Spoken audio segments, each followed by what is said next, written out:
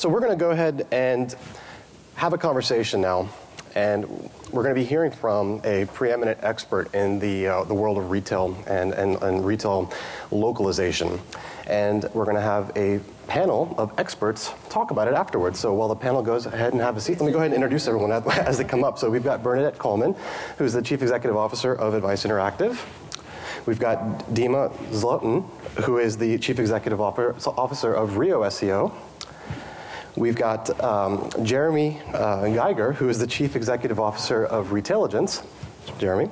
And also today we've got Sherry Thomas-Zon, who will be giving a dialogue presentation in just a minute here. Let me give a little bit of background about Sherry.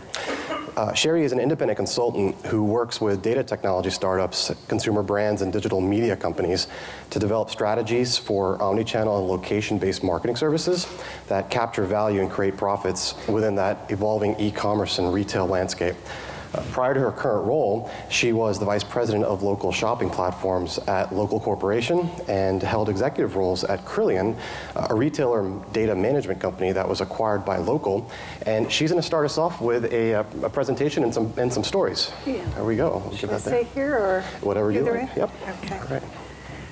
Hi, good morning, everybody. Thanks for coming.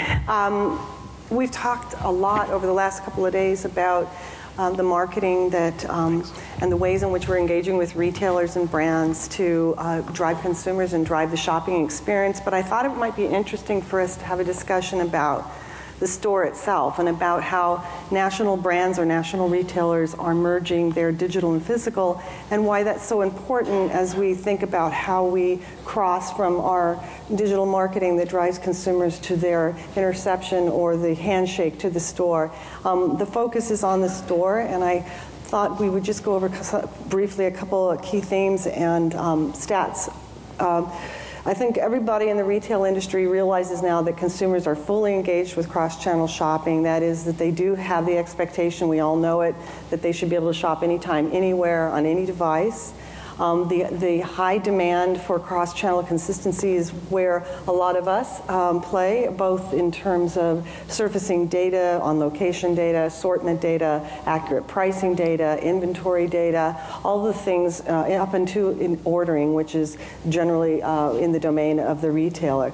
So that consistency is really pushing priorities within the retail organization for improved digital physical integration. Because those interactions are happening, it's now really, I think we've hit kind of critical mass, and the expectation is that we'll drive very quickly into transformation both in the digital domain and inside the store. And of course, some of these retailers have different levels of maturity in this model. But while a lot of us are focusing on the engagement part and and the tactics of how to drive consumers, the foundational elements just simply haven't been there and have taken a long time to transform especially for large multi-channel retailers with lots of locations.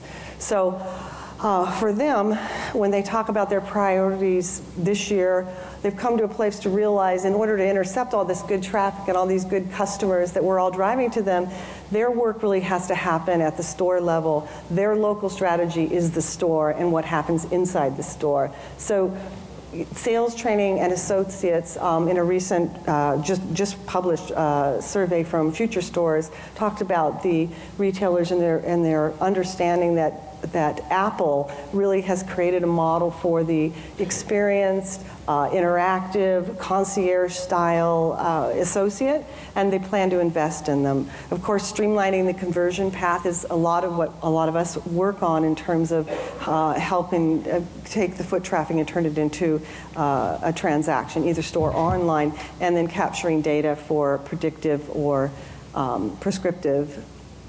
These are just some of the technologies investment priority this year, and training. This is the first time I've seen training come up at such a high mark, and realizing the store associates is part of closing the loop for them.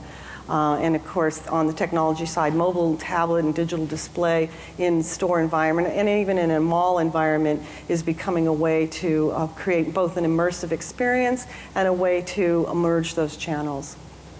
So I thought what we would do is just look at a couple of examples of some really interesting retailers that are doing great things. I think they're all pioneers, and they all have different customer sets and are addressing different parts of the path to purchase and the transaction with the customer and the post-purchase. So I'll start with Tory Burch. They have, I believe, over 100 stores focused on personal touch and a female shopper, chic shopper, but with some value. They have something called the Tory Burch Client Book. And it's a seamless experience when you do it. I'll tell a little story about that was told at the National Retail Federation. The whole idea is building an authentic relationship with the Tory Burch shopper, and it's a she. A man went into Tory Burch store to try and find a gift for his wife.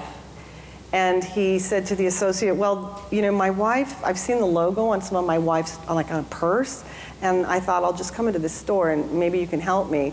And, you know, if you think back even 3 years ago, generally you would get an associate that would maybe sort of walk around the store and ask questions about what the wife likes and, you know, whether it's her favorite color. But instead, the client book is this service book, which is in an iPad format or a tablet format, which has integrated the full customer history of his wife, so he got his wife's name, full customer history merged with, so all the things she's purchased in the past. The concierge, the associate, makes recommendations based on that, and the man leaves with a gift, and the wife comes back and tells the Tory Burch store that it was the first time in 20 years that her husband got it right.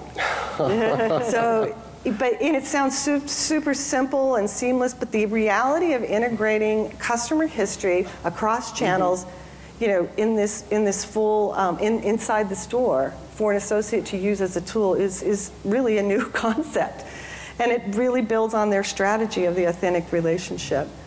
The next one is one of my favorite brands to talk about, which is Warby Parker.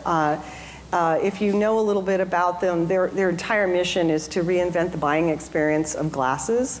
They tend to cater to kind of a stylish, retro, value-driven shopper. But what's most important about them is they started as an online brand. They manufacture their own goods, and they're extending the brand in the local context with small footprint stores in various cities. And I'm from San Francisco, and it's the kind of cool neighborhood in Hayes Valley that they've established a retail presence. What's interesting about that is because they don't have sort of the traditional, the legacy systems and silos inside the sales organization, they can basically reinvent the way that they engage with consumers. And in terms of cross-channel, or going from digital to physical, they're also going the other way. And the way that they do it is pretty interesting. When you go into a Warby Parker store, the experience is like being in a library of sorts. And if you want to try on glasses, you can go into their photo booth, and you can try on glasses, take pictures, give them your email address, and they'll send you pictures of yourself with all the new glasses that you tried on. What's cool about that is they are capturing leakage that most retailers up to this point have never been able to capture, which is the store.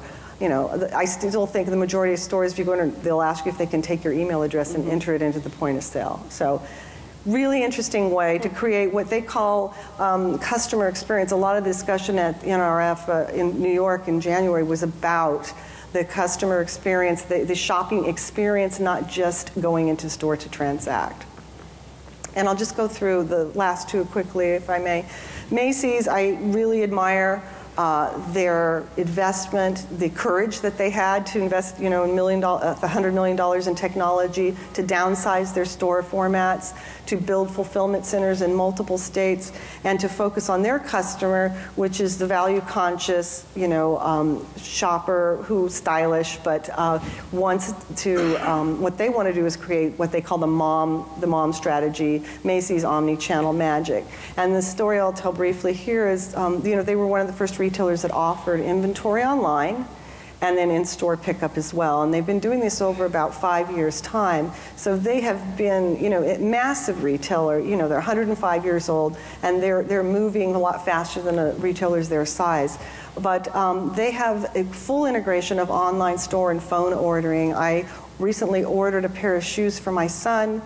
I didn't hit the online, I didn't hit the transaction, so I went in the store and I realized, oh, those shoes, I never got those shoes. Looked on my phone, found the shoes, the price was different, thought, oh, well, I'll reorder for in-store shipping. I went and actually called, because they said I had to call customer service. Call customer service. Customer service brought up my order that had just transacted, changed the shipping to in-store shipping, and I picked up the shoes. All in one sort of system, united, where they could serve their customer, and that, that was their mom magic, that they're after. So I think they've done a lot of good in terms of providing a model for other large retailers. And then Target is working in a lot of ways to increase basket size. They're really after the time-strapped parent, the time-strapped person, and they're addressing all kinds of friction between digital and physical channels. They work with a startup called Curbside to help them with delivering the products from Target stores to the car if you don't have time to if you drive up and pick them up. They offer in-store coupons. They are trying to make a lot of awareness for the shoppers who come to the Target store every week, but may have missed some of the offers that are available. So I think, there's a lot of examples of retailers that are doing fabulous things. I think there are people to watch, and these are 4 of them. So I'd be happy to, the panel absolutely. to talk Let's open this conversation. And